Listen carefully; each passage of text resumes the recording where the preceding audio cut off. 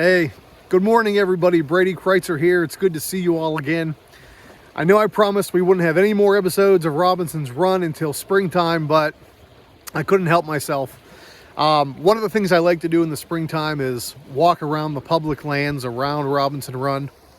You can see it here flowing behind me, right at that wintertime thaw. And one of the great things about this location where I am today, this was today near Rennerdale, Pennsylvania on the Panhandle Trail. This area used to be called Hayes Crossing, one of the really prominent low water crossings of the 18th century. One of the great things about this is it's only about a quarter to a half mile downstream from Gabriel Walker's original homestead. Now, if you recall, Walker's homestead was attacked in September of 1782 by British Allied native warriors, allied with the loyalist commander, Captain Andrew Brant, in the waning days of the American Revolution. As I walk along here, I always keep an eye out for artifacts, things that can wash up from the rainstorms and so on. And I found something today that I just had to share with you. I would say prepare yourself because I'm pretty excited about this. What we have in front of me is something that I just can't believe I found laying in the woods, but this certainly washed up along the creek here on Robinson Run. This is a piece of joinery. This is more appropriately the outer edge of a cabin. You can see this is hand-shaped planks of wood, very clearly here nailed together, and I'm not removing this for the first time. This fell out when I picked it up, by a handmade nail. This is certainly an 18th century handmade nail. This is not a machine-made nail. We'll go ahead and put it back. But you can see clearly on this is two pieces of wood nailed together. I'll show you the backside here in a moment. And it is burned beyond recognition. You can see the charring along the edges of it. You can see the oxidation on the nails here.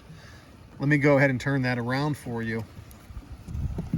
And here you can see on the back side, 1, 2, 3, 4 nails coming through.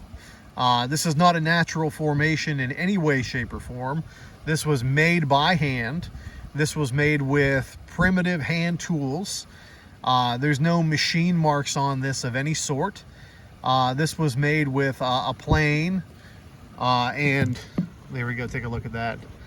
Clearly made from two pieces of handmade wood.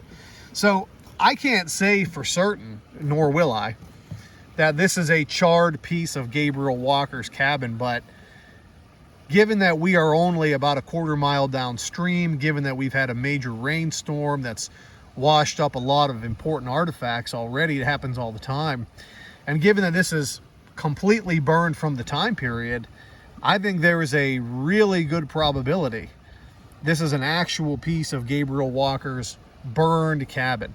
Of course, his cabin wasn't the only one that was burned here in 1782. We know that Hugh Henry Brackenridge's cabin was burned in Oakdale, what is today Oakdale, Pennsylvania. But that's significantly further up the trail. That's probably a good 2 to 2.5 miles away.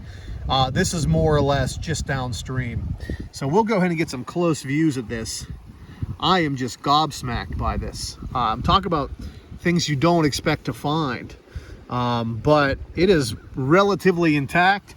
And honestly, if you're going to have a cabin that's burned, you're not going to save a piece of wood like this. You'll probably throw it in the creek or throw it along Robinson Run. And I think we may have just found it. So this is super exciting. I'm glad you're along for the ride. As I said before, Robinson Run will be back in May, unless I keep digging, so to speak, and find something else. But this is really wonderful. So, all right, thank you for watching. See you next time.